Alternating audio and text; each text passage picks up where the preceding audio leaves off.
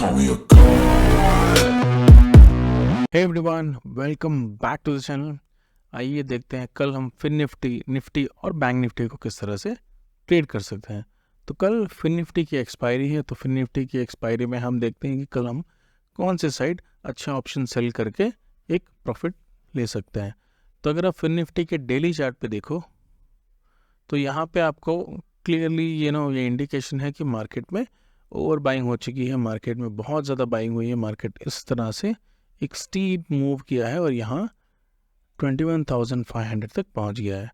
यहाँ पे अगर आप देखो तो यहाँ पे थोड़ा वीकनेस हमें देखने को मिलेगा, थोड़ी जो वीकनेस हमें देखने को मिलेगी क्योंकि यहाँ पे बायर्स जो है उनको कंटिन्यू प्रॉफिट हो रहा है। सेलर्स यहाँ पे ट्राई कर रहे हैं मार्केट को नीचे लाने की, लेकिन यहाँ पे सेलर्स का जो जोर जो बोलते हैं वो चल नहीं पा रहा है। मार्केट बुल्स के हाथ में है, मार्केट को कंटिन्यूसली वो ऊपर की तरफ पुश कर रहे हैं। लेकिन अगर आप देखो यहाँ पे बहुत अच्छी प्रॉफिट बुकिंग नहीं हुई है। यहाँ पे मार्केट इस तरह ऊपर गया, यहाँ पे एक दो रेड कैंडल है, फिर से मार्केट ऊपर गया, फिर से एक दो रेड कैंडल और फिर से मार्केट ऊपर की तरफ चला गया है। तो यहाँ पे हो सकता है कि हमें जो सेलिंग है वो हमें कल देखने को मिल जाए या फिर परसों। एक दो दिन हो सकता है कि हमें वेट करना पड़े, जैसा कि आपने मेरे प्रीवियस वीडियोस में भी देखा होगा कि मैं सेलिंग के लिए वेट कर रहा हूँ, लेकिन यहाँ पे सेलिंग हमें देखने को मिल नहीं रही है। तो यहाँ पे अगर आप देखो तो फिन निफ्टी में अगर डेली चार्ट पे आप क्लियरली देखो तो यहाँ पे हमें एक गैप दिख रहा है।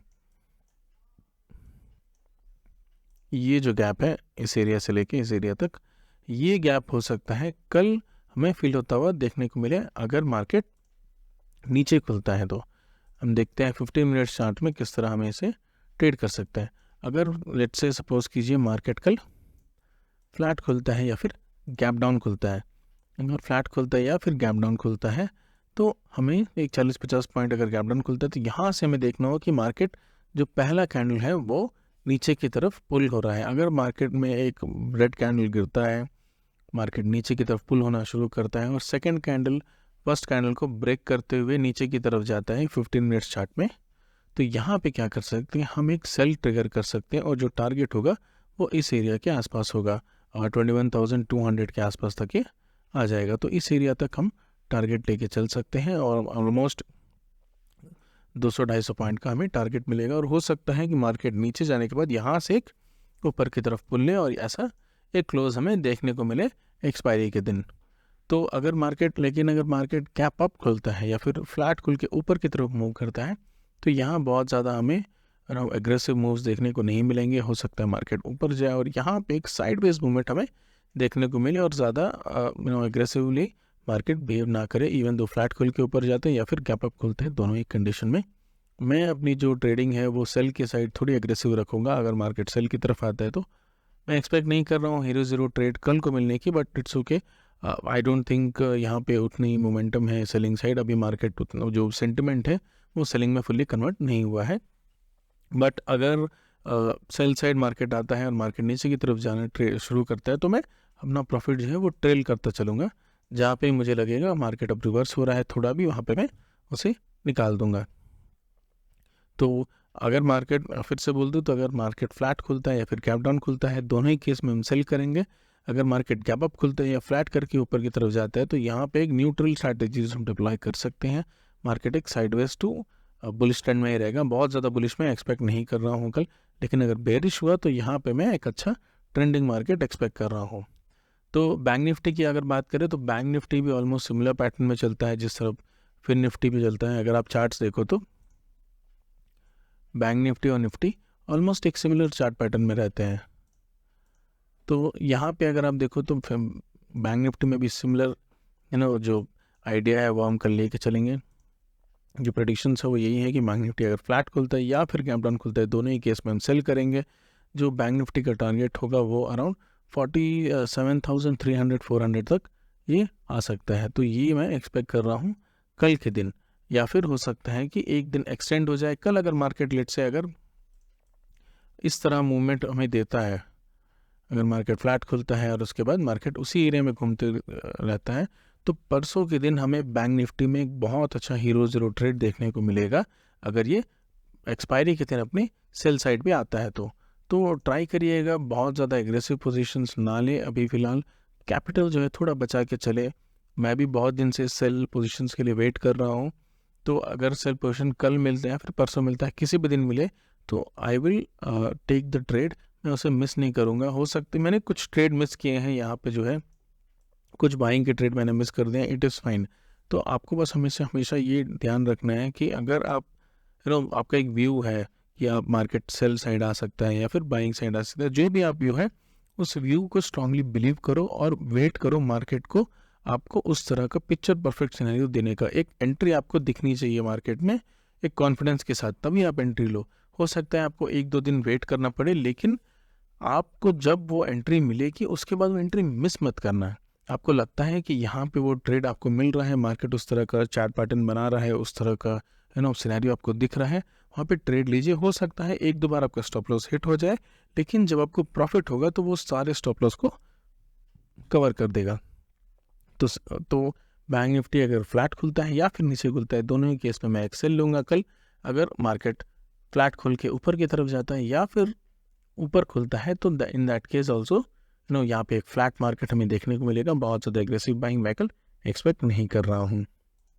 बात करें निफ्टी की, तो निफ्टी में कंटिन्यूसली हमें पुश ऊपर की तरफ दिख रहा है। निफ्टी का जो पैटर्न है वो बहुत ही बुलिश है। अगर आप देखो यहाँ से निफ्टी निकला, वेट किया और उसके बाद बहुत ही एग्रेसिव मूव से फिर ऊपर की तरफ निकल गया।